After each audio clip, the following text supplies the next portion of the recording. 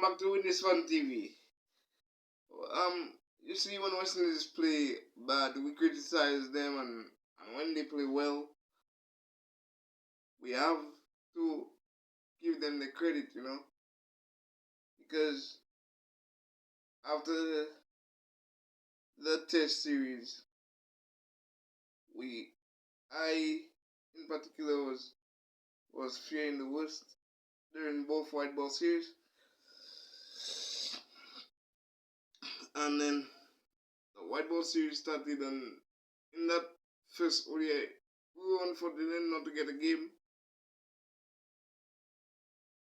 And then in the second one, I thought we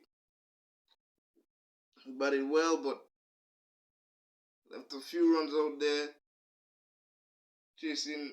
I'm setting a total of 330, 330, 340 around, and only winning by 48 runs. That Temba Bavuma innings that was pretty good in my opinion.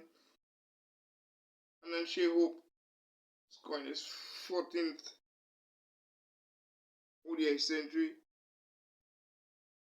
in that second ODI, and then in that third ODI we saw we started well again with King scoring some runs, and then Puran again scoring runs and not kicking on, but thought batted well in the two ODIs that were played during the ODI series. And then posting 260 only in the third ODI, which I thought cost us that series win in the end. We take nothing away from Heinrich Klaassen. I think that scored a century in that game. And yeah, and then we thought there were positives.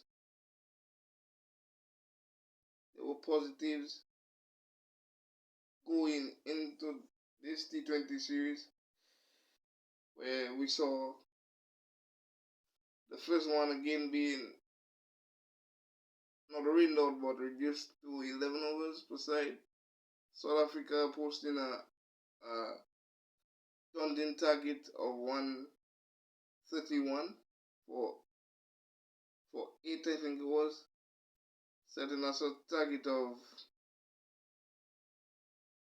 132, and we saw Rovman Powell leading us home there. Pardon me, my bad.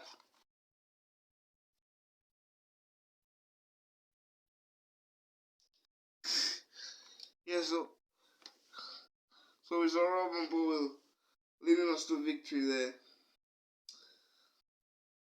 in that first ODI, and then in the second one we saw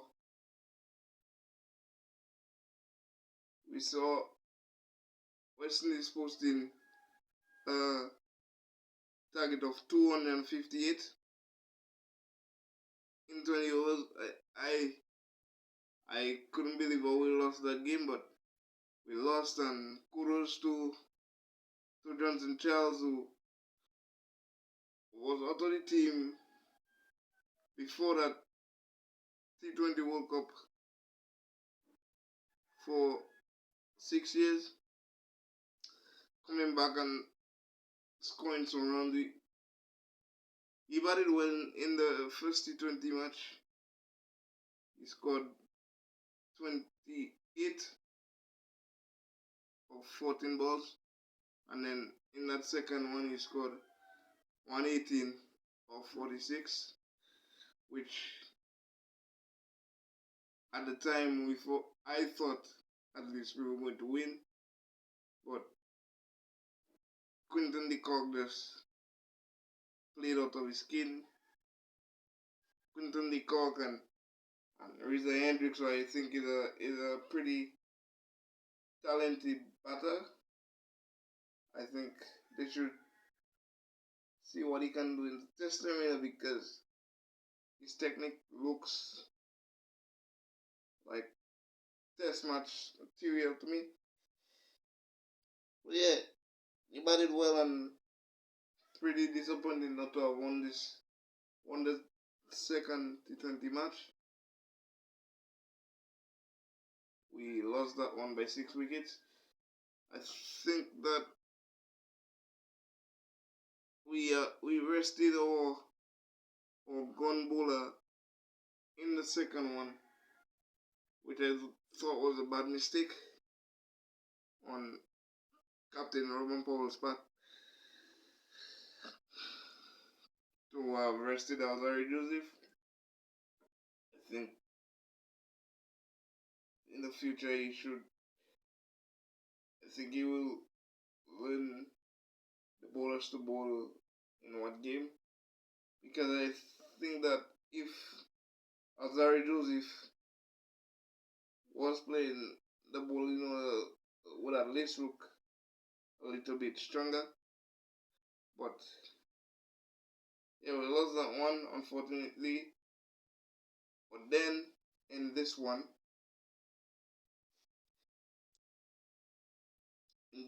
we saw Brandon King getting us to a good start.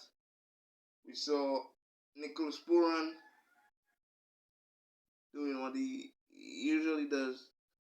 Maybe not on a consistent basis recently, but we saw Nicholas Pooran today. And then we stumbled a bit of a stumble in the middle of the innings. At one point, I think we were 130 for 5, just losing wickets all over the place. Up until Romario Shepherd and Alzarri Joseph were at the wicket. Romario Shepherd also batted well in the second ODI, scoring 41. And then today he scored 42. So he's kind of showing Caribbean people what he can do as a lower order batter to propel us up to that 220 for 8. We were a bit fearful where we were about to be bowled out without batting the full quarter, 20 overs.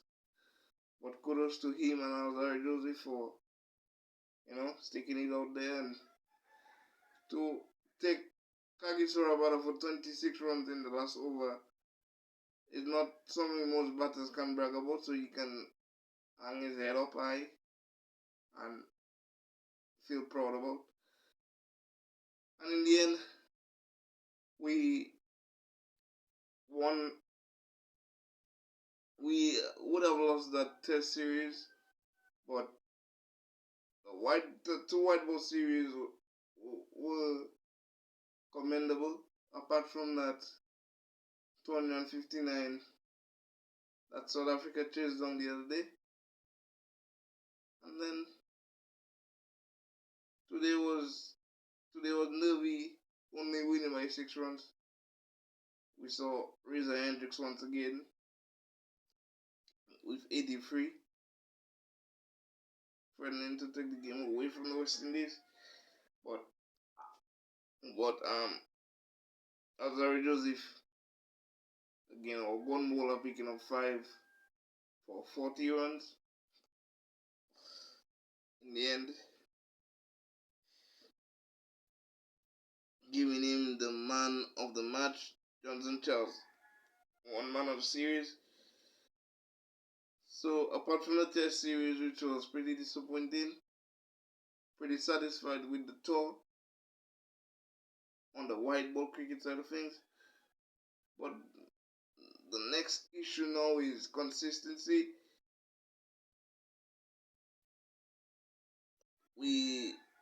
We might have to focus on going to Zimbabwe again, which is looking.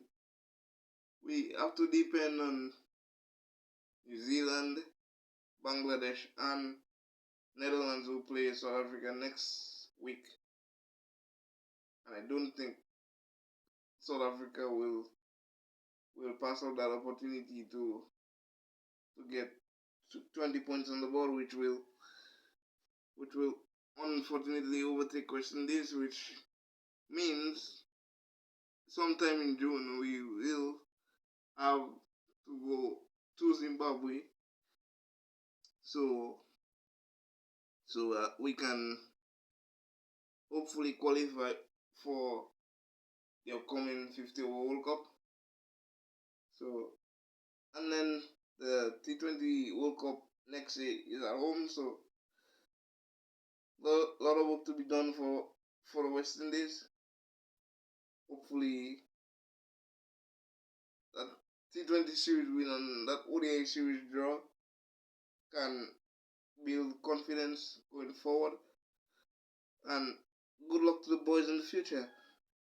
Until next time, see you. I'm gone.